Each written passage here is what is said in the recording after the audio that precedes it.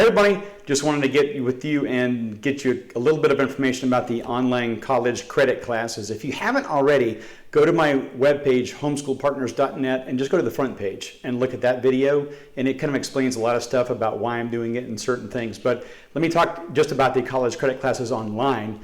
First off, a couple of frequently asked questions. Let me get to that. Who am I? I've been asked that. Basically, I'm a Christian homeschool dad, been married for 32 years to my wife. We have 7 children, 6 of those are graduates.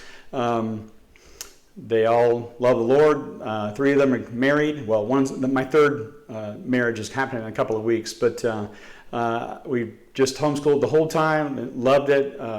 I've been doing these classes for a long time. Actually, when I was a kid, I went to all government schools. But I like to read about government and politics and that kind of thing. My dad was a creation scientist and made me read books on communism and stuff like that. So I was like, I kind of got to see stuff that the kids in my classes were not seeing. But anyhow, I liked literature, so I got into that, and I was good at math. And I used to tutor a lot of math on the side, just as a side hustle. So I thought, I'll just do this for a living. And that was the year 2000.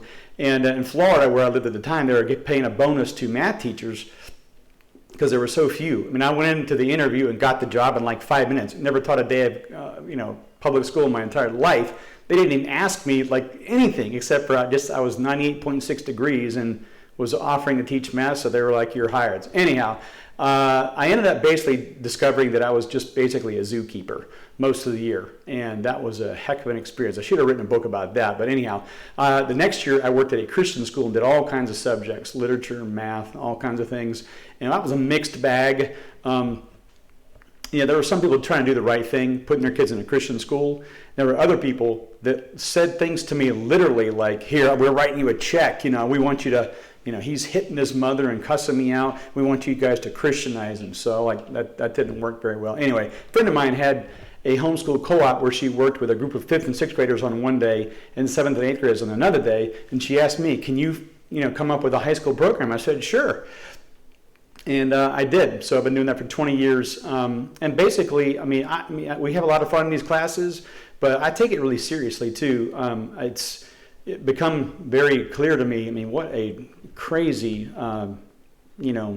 day we live in. It's just unbelievable. These are really getting to be trying times, and times I never thought in my life I would see in America, our nation. But it is getting to a point where I'm really focusing on really trying to do the right thing with these classes, and that's where I'm going from here. But anyhow, and I've written a bunch of books which we use in class, literature books and American government book and civics book, and I'm working on an economics book at this point as well. So when I started teaching these classes, I thought, I'm going to teach these kids the truth. We're going to do a Bible worldview, and we're going to look at everything that way. And that's what I use to pick the lessons that I do, the activities, the literature we read.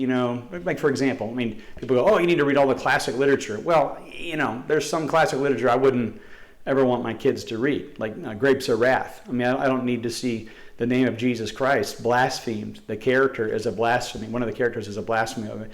All kinds of things, socialism, promoted. And some stuff I just don't do. I don't care. Oscar Wilde, another example. Won't ever read any of his stuff in my classes. So anyway, I'm pretty picky about what I teach, and I look at these kids like I really need to make sure I'm giving a good example to these kids. But anyhow, how the classes are going to work.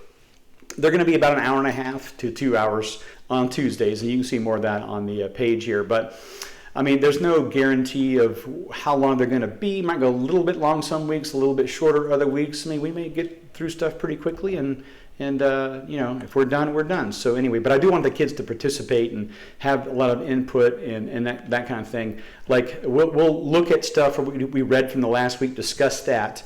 We'll take a look at maybe some new vocabulary words that week as well, and a test they just took during the week or whatever, and we'll do things like that. It'll be about 30 or 31 weeks. Should end up somewhere around April or so, depending on what day we start. But if you want more information, I've got links on this page near the bottom. Just scroll down. You can find more information about the classes. One of the classes will have English, which includes classic literature, which is mysteries, sci-fi, short stories, and other kind of things we're going to read this year. And we have grammar, vocabulary words, essays they turn in. We have civics the first semester and economics the second semester. Now the other class, that's 6 credits or college credits. 3 of the college credits will be English for the first semester and 3 will be English for the second semester. The other class has U.S. History 1 the first semester, U.S. History 2 the second semester, and English the whole time, which is basically essays we write and British literature.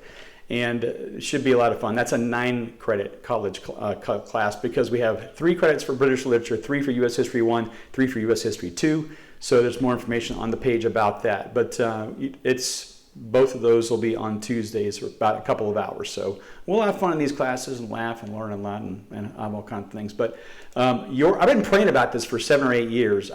You can see on my homepage, I talk about this a little bit, but I'm so thankful I'm at the point where I can offer classes with college credits taught from a Christian worldview.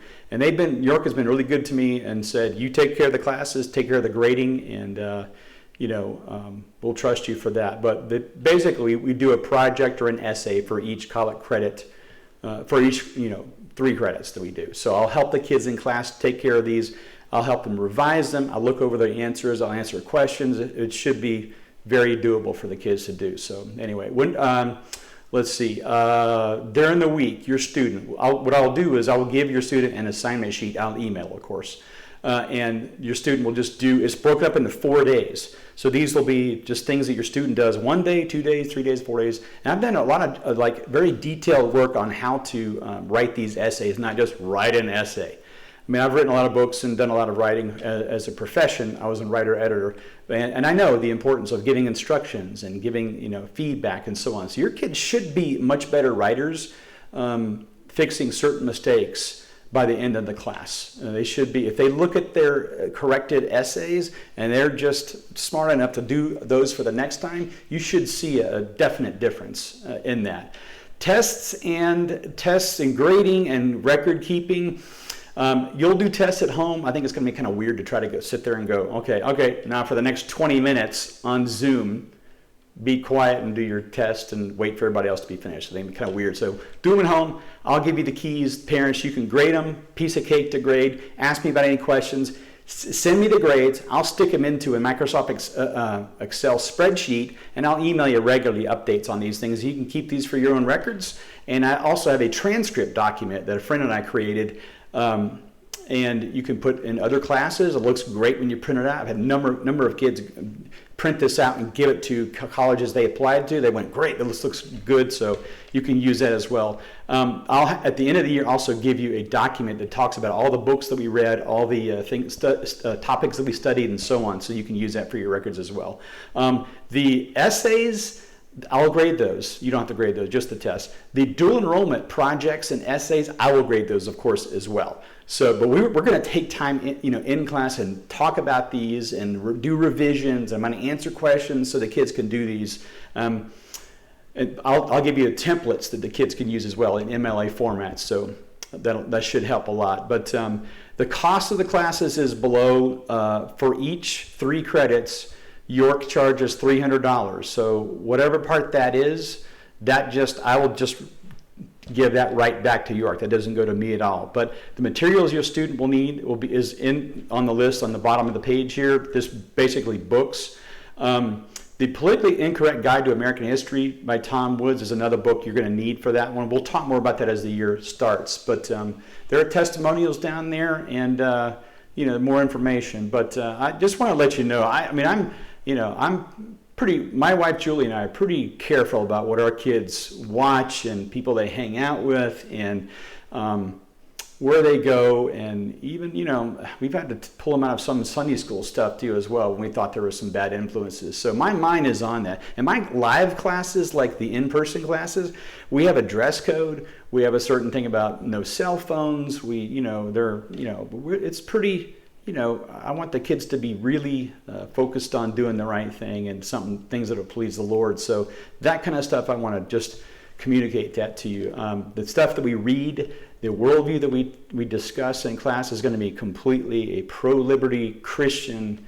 I'm not talking about Jesus was a social worker and a socialist commie hippie kind of thing. No, that's your students should be able to, by the end of this year, very well discuss the fact that there are certain things that the Bible talks about, the Bible does defend private property and property rights and the lives of the unborn and, limited government and things like that. So anyway, but, that's probably too, I'm going to overboard there. But anyway, call me or email me if you have any questions about anything, and glad to talk to you and looking forward to a great year. So thanks for your attention. Thanks.